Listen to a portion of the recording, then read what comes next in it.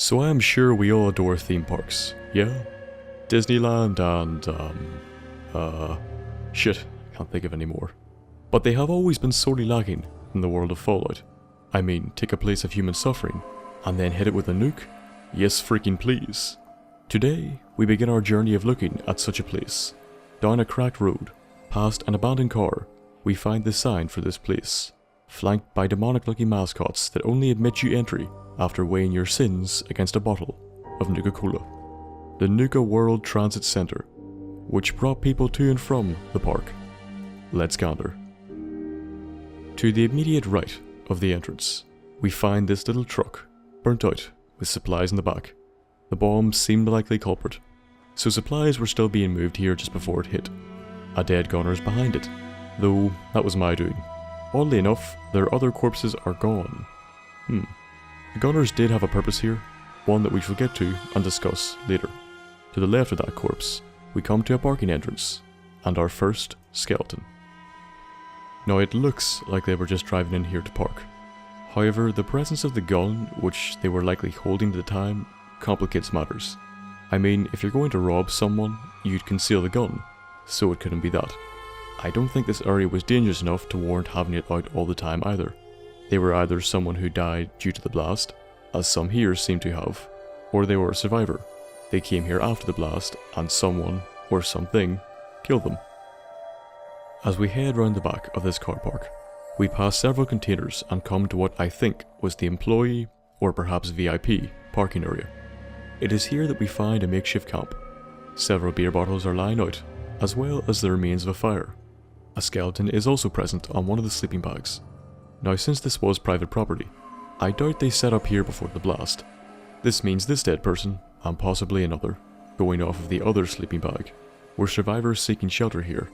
No clue where the second person is, but this one has been here a while, going off of the skeleton. The cars still lying around here give us a good indication of how many people were still working here when the bombs hit.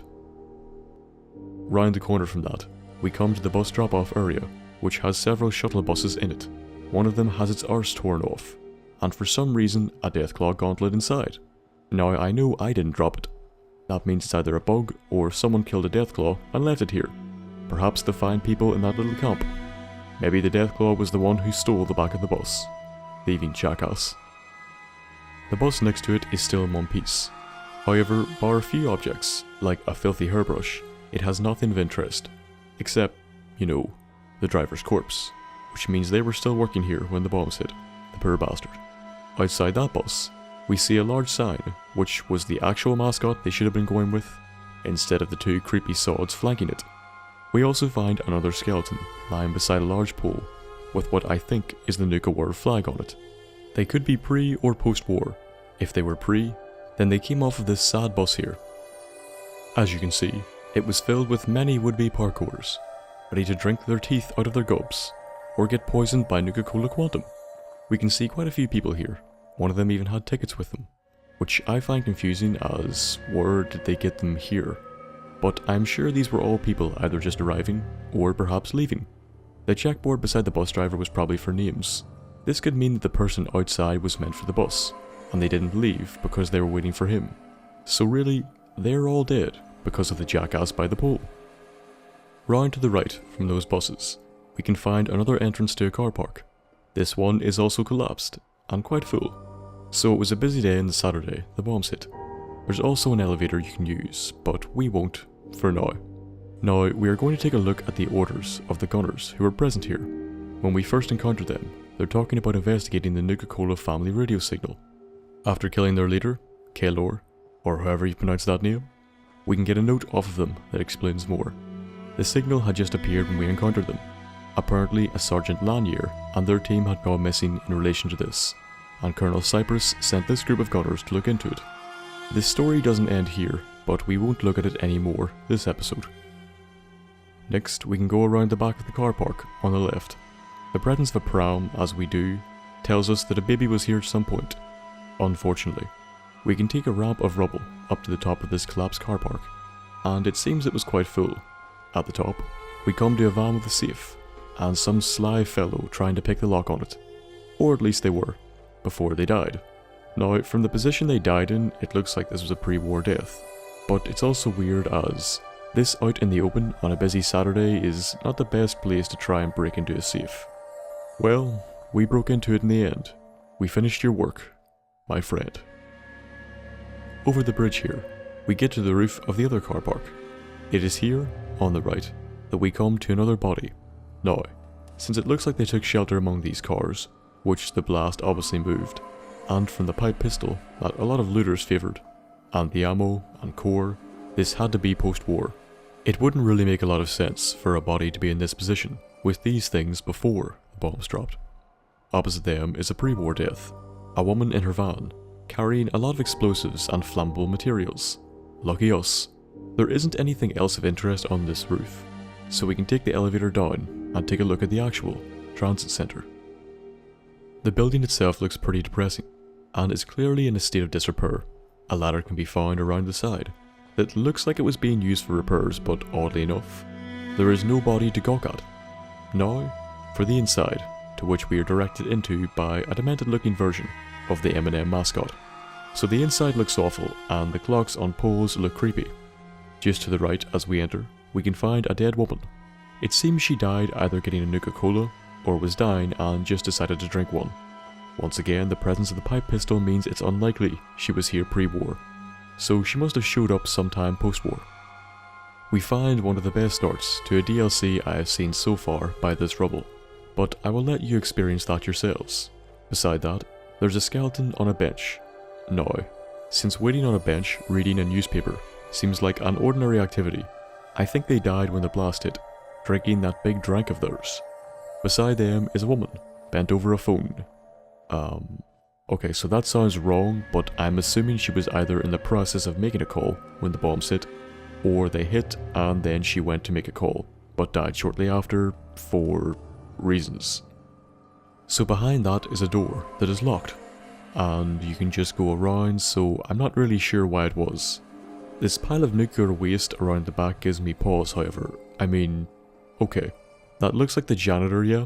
So that means they died while working. The question is, did they die even before the bombs? I mean, this much nuclear waste wasn't put here after.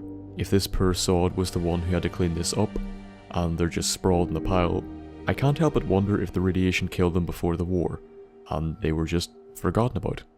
Aww. Now, we head all the way down to the opposite end of the platform, to the employee area. Here, we can find a wrecked Protectron, and the terminal helps us with some context to this. So the first entry is in the monorail schedule. It ran almost all day, and from the employee-only times, the workers had to be up early to get on it. On Saturday, it was opened earlier than the rest of the week, so it seems like it was a busy day, explaining why so many people were present here.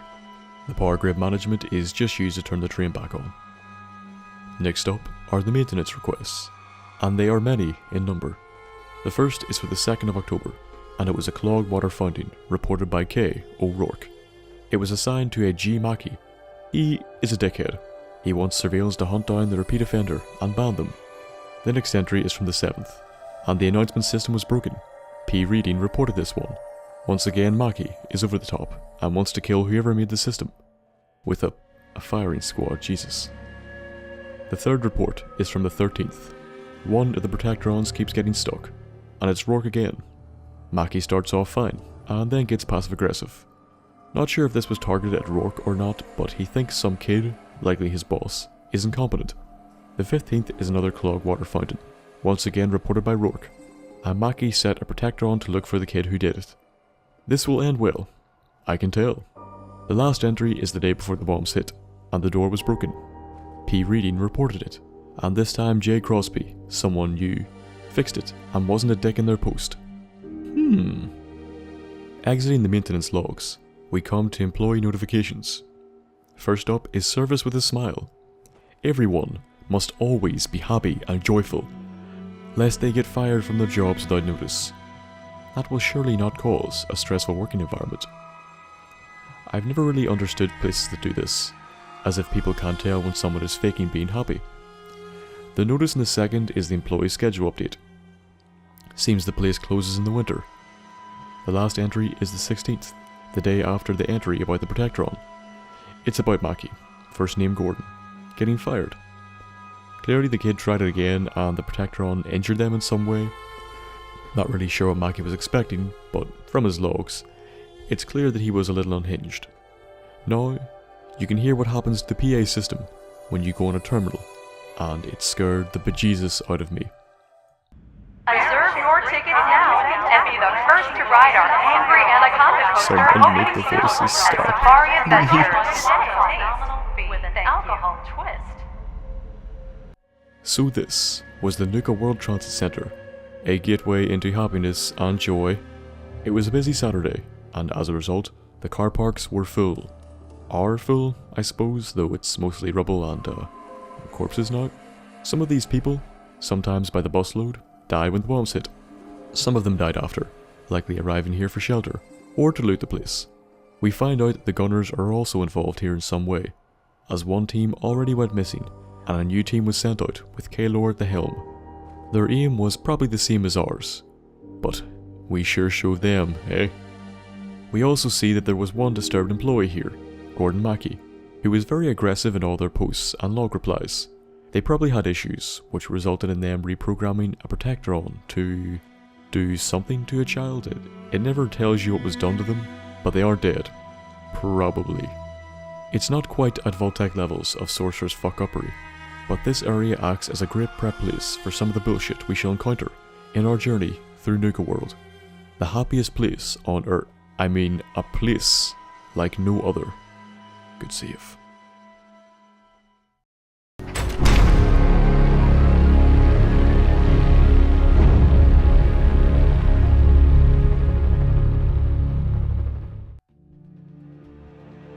A simple transit area to a theme park, but in reality, so much more. I hope you liked this look at all of it. If you did like it, give the video a like, and if you want regular updates, subscribe. Any suggestions for lore or future videos should be left in the comments below. Better yet, go onto my subreddit so we discuss them in more detail. It's linked in the description. If you wish to, you can support me on Patreon, £1 or $1, I ask for no more. Any rewards you would like to see there that I don't have, message me and I will take a look. Follow me on Twitter or Facebook to get regular updates or have a wee chat. Any business you wish to discuss, email me at thenthapple.business@gmail.com and I will get back to you as soon as possible. I hope you enjoyed the episode, and I hope to see you in the next one. And until then, goodbye.